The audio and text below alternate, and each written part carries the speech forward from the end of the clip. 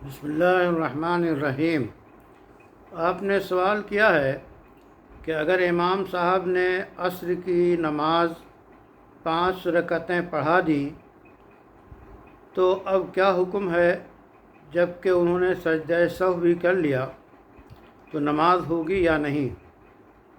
اور اسی کے ساتھ ایسا شخص ہے جس کی 1 رکعت چھوٹی ہے اور بقیہ رکعتیں امام کے ساتھ پڑھی ہیں اسی امام کے ساتھ، تو اس کی نماز کا کیا حکم ہے؟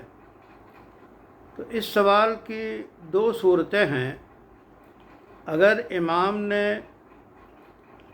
جو ہے 4 رکعت پہ قاعدہ اخیرہ کیا اور اس کے بعد پھر وہ 5ویں رکعت کے لیے کھڑے ہو گئے اور 5ویں رکعت انہوں نے مکمل کر کے سجدہ سہو کیا تو یہ نماز ہو گئی۔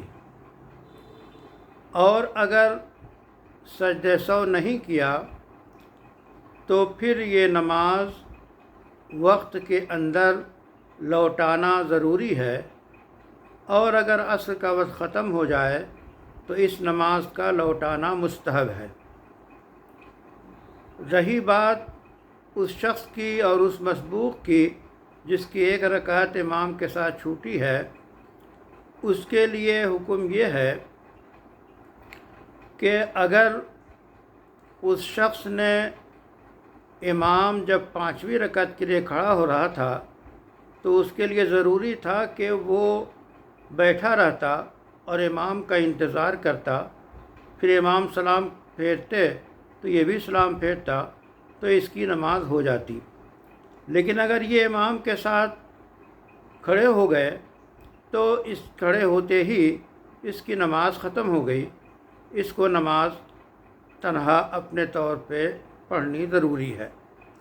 دوسری صورت یہ ہے کہ امام نے 5 رکعت جو نماز پڑھائی ہے اس میں چوتھی رکعت پہ انہوں نے قاعدہ اخیرہ نہیں کیا بلکہ 5ویں رکعت کے لیے کھڑے ہو گئے اور اس کے بعد پھر انہوں نے سجدہ سہو کیا، تو سجدہ سہو کریں یا نہ کریں ان کی یہ نماز امام اور مقتدیوں کی سب کی نماز نفل ہو گئی۔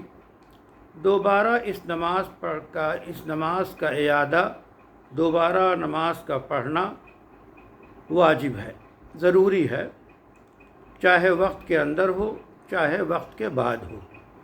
اگر وقت کے اندر معلوم ہو گیا تو جماعت کر لی جائے، اور اگر وقت کے بعد ہے تو اعلان کر دیا جائے کہ یہ نماز نہیں ہوئی تھی، اسے لوٹا لی جائے۔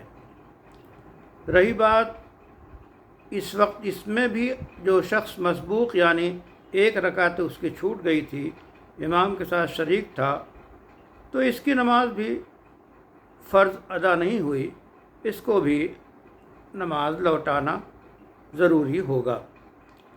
تو اس میں یہ تفصیل ہے۔ اب اس اعتبار سے